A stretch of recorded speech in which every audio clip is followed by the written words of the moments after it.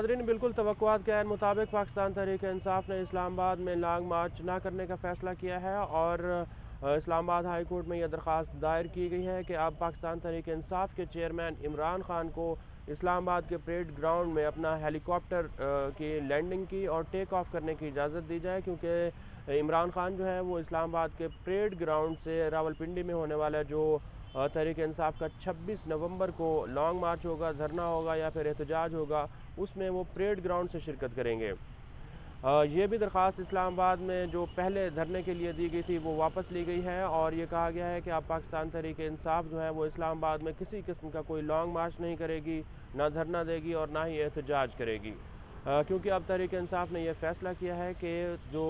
Long मार्च है या फिर धरना है वो 26 नवंबर को रावलपिंडी में होगा। और रावलपिंडी में जिस जगह का इंतखाब किया गया है वो है मरी रोड के ऊपर अल्लामा इकबाल पार्क, जिसका पहले नाम शहबाज शरीफ पार्क था। ये नाज़रीन, जैसे आप मरी रोड पर आते जाते होंगे तो आप देखते होंगे कि शमसाबाद के बिल्कुल सामने एक पार्क है जो कि फैमिली पार्क है। यहाँ पर बहुत बड़ी तादाद में शहरी जो हैं वो इस पार्क को इस्तेमाल करते हैं। अब पाकिस्तान तहरीक इंसाफ इस पार्क के अंदर अपना एहतजाज और लॉन्ग मार्च करने जा रही है। जो इस्लामाबाद का एहतजाज और धरना था उसको वापस लेने के जो वजूहात हैं वो कई हो सकती हैं। पहली वजूहात तो ये हो सकती है कि जिस दिन लाहौर से ये एहतजाजी काफ़िला पाकिस्तान तहरीक इंसाफ का रवाना हुआ था उस वक्त से ही मुझे ये शक था कि शायद ये जो काफ़िला है अपनी मंजिल तक नहीं पहुंच सकेगा, क्योंकि इमरान खान को ना तो अपनी मंजिल का पता था और ना ही अपने मकसद के बारे में कोई इल्म था। अब देखें कि एक महीने के अंदर जो तहरीक इंसाफ का लॉन्ग मार्च है उसने लाहौर से लेकर गुजर खान तक तकरीबन 300 किलोमीटर के लगभग फासला तय किया है और जो तहरीक इंसाफ के इस लॉन्ग मार्च की रफ्तार थी वो तकरीबन 10 किलोमीटर रोज़ाना थी। ये एक अनोखा एहतजाज था, लॉन्ग मार्च था, जिसमें पाकिस्तान तहरीक इंसाफ के चेयरमैन जो है वो एहतजाज में शिरकत की बजाय ख़िताब के लिए आते थे और ख़िताब करने के बाद काफ़ी दिनों तक वो वापस लाहौर चले जाते थे। यहाँ तक कि जब वज़ीराबाद के मकाम पर उन पर फायरिंग हुई तो फायरिंग के भी फ़ौरन बाद वो इस्लामाबाद और रावलपिंडी आने की बजाय उन्होंने लाहौर जाने को तरजीह की। तो इसका जो लॉन्ग मार्च का मकसद था उसके बारे में कोई इल्म नहीं था। अब पाकिस्तान तहरीक इंसाफ ने रावलपिंडी के अंदर जो एहतजाज करने का फ़ैसला किया है इसका भी कोई मकसद वाज़ेह नहीं है, क्योंकि पाकिस्तान तहरीक इंसाफ के चेयरमैन बार बार ये कह रहे हैं कि वो 26 नवंबर को रावलपिंडी में पहुंचकर आइंदा की हिकमत अमली करेंगे। अब नाज़रीन, आप देखें कि रावलपिंडी में एहतजाज करने की क्या वजह हो सकती है, क्योंकि रावलपिंडी की एक खुसूसी हैसियत है। रावलपिंडी एक फ़ौजी छावनी है और रावलपिंडी जो है वो पंजाब का ज़िला है। तो पाकिस्तान तहरीक इंसाफ का एहतजाज या तो चौधरी परवेज़ इलाही की हुकूमत के ख़िलाफ़ हो सकता है या फिर पाक फ़ौज के ख़िलाफ़ हो सकता है, क्योंकि इमरान खान ने अभी तक जो इस रावलपिंडी का जो एहतजाज है इसके बारे में भी कोई हतमी जो इसका मकसद है कि ये हकीकी आज़ादी मार्च जो है वो किस लिए निकाला जा रहा है, इसके बारे में भी अभी तक वाज़ेह तौर पर कुछ नहीं बताया कि आखिर ये एहतजाज किया क्यों जा रहा है। वो बारहा ये कह चुके हैं कि पाकिस्तान तहरीक इंसाफ जो है वो मुल्क में शफाफ इंतखाबात के लिए एहतजाज कर रही है,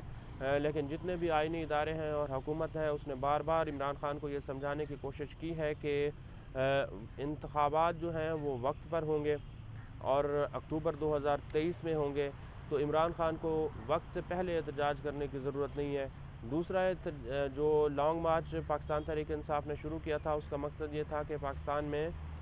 जो चीफ़ ऑफ आर्मी स्टाफ की तकर्री हो रही है ये मेरिट की बुनियाद पर की जाए। और इमरान खान ने बार बार ये बयान भी दिया कि पाक फ़ौज के जो चीफ़ ऑफ आर्मी स्टाफ हैं उनका तकर्रुर मेरिट की बुनियाद पर होना चाहिए, जो भी आए उसको मेरिट पर लगाया जाए। लेकिन उन्होंने अभी तक अपने जो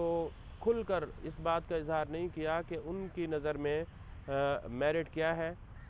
और चीफ़ ऑफ आर्मी स्टाफ के लिए उनका उम्मीदवार कौन है। पाकिस्तान तहरीक इंसाफ अगर पार्लियामेंट के अंदर होती तो यकीनन आज खुलकर यह बयान कर सकती थी कि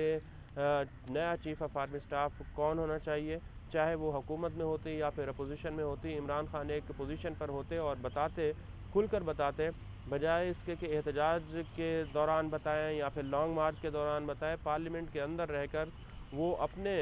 मनपसंद चीफ़ ऑफ आर्मी स्टाफ का नाम ले सकते थे। لیکن آج وہ پوزیشن نہیں ہے، کیونکہ پاکستان تحریک انصاف جو ہے وہ پارلیمنٹ کا بائیکاٹ کر چکی ہے۔ اب عمران خان ایک بطور سیاسی پارٹی کے سربراہ کے طور پر بھی جو اپنے مطالبات ہیں وہ حکومت کے طور پر حکومت کے سامنے تو رکھ رہے ہیں، لیکن چیف آف آرمی اسٹاف کی تعیناتی کے موقع پر ان کا جو کھل کر اظہار رائے کرنے کا اختیار ہے، حق ہے، وہ تقریباً ختم ہو چکا ہے۔ ناظرین، آپ دیکھیں کہ پاکستان تحریک انصاف نے راولپنڈی میں 26 نومبر کو جو احتجاج کرنے کا فیصلہ کیا ہے وہ راولپنڈی کا علامہ اقبال پارک ہے۔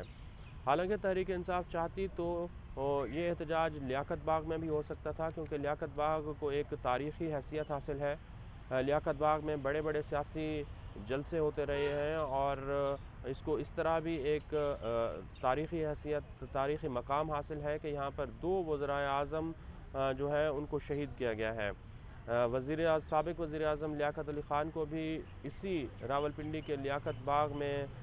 قتل کیا گیا تھا، شہید کیا گیا تھا، اور سابق وزیر اعظم محترمہ بے نظیر بھٹو کو بھی راولپنڈی کے لیاقت باغ میں ہی شہید کیا گیا ہے۔ تو عمران خان کے لیے بھی یہ ایک بہترین موقع تھا کہ وہ اگر پاکستان کی اسٹیبلشمنٹ کے خلاف احتجاج کر رہے تھے، ملٹری اسٹیبلشمنٹ کے خلاف احتجاج کر رہے تھے، تو ان کے لیے یہ ایک بہترین موقع ہو سکتا تھا کہ وہ لیاقت باغ میں جائیں اور وہاں پر اپنا احتجاج کریں۔ تو پاکستان کے آرمی چیف کی تقرری کے حوالے سے بھی یہاں سیاسی ماحول کافی گرم دکھائی دے رہا ہے، کیونکہ خواجہ آصف نے کل جب قومی اسمبلی کے اندر اپنی تقریر کی ہے تو اس میں انہوں نے واضح طور پر یہ کہا کہ پاک فوج کا جو ادارہ ہے وہ اب نیوٹرل ہو چکا ہے، اور پاک فوج نے علی اعلان یہ اعلان کیا ہے کہ وہ اب اپنا آئینی کردار نبھائیں گے، یعنی کہ کسی کو وہ سپورٹ نہیں کریں گے۔ لیکن شاید خواجہ آصف جو ہے وہ دبے لفظوں میں یہ کہہ رہے تھے کہ اب بھی ان کو شک ہے کہ عمران خان جو ہیں وہ تانے دے رہے ہیں اور پاک فوج کی نیوٹرلٹی جو ہے اس کو لے کر وہ بہت زیادہ بیان بازی کر رہے ہیں اور اس کوشش میں ہیں کہ پاک فوج کی کسی طرح سپورٹ حاصل کر سکیں، کیونکہ عمران خان نے بارہا یہ کہا ہے کہ نیوٹرل جو ہے نہیں رہنا چاہیے کسی بھی ادارے کو، بلکہ حق کا ساتھ دینا چاہیے۔ اب عمران خان کی نظر کا جو حق ہے وہ شاید یہی ہے کہ پاک فوج ان کا ساتھ دے، اگر ان کا ساتھ نہیں دیتی تو وہ حق پر نہیں ہوگی۔ خواجہ آصف نے اپنی قومی اسمبلی کی تقریر کے دوران یہ بھی کہا کہ عمران خان جو ہیں وہ اداروں کے اوپر حملے کر رہے ہیں اور جو آئینی تقرری ہے اس کے اوپر اثر انداز بھی ہونے کی کوشش کر رہے ہیں۔ اس میں کوئی شک نہیں کہ جو عمران خان ہے پاکستان تحریک انصاف کے سربراہ، ان کو پاک فوج جو سابق ان کے ریٹائرڈ فوجی افسران ہیں ان کی بہت بڑی سپورٹ حاصل ہے، اور ملٹری اسٹیبلشمنٹ کا ایک بہت بڑا طبقہ عمران خان کو پسند بھی کرتا ہے۔ تو ناظرین، اس ہفتے 2 بڑی خبروں کا انتظار ہے۔ پہلی خبر 25 نومبر کو آ سکتی ہے جس میں پاک فوج کے چیف آف آرمی اسٹاف کا تقرر کیا جائے گا، اور پھر 26 نومبر کو پاکستان تحریک انصاف کا دھرنا ہوگا۔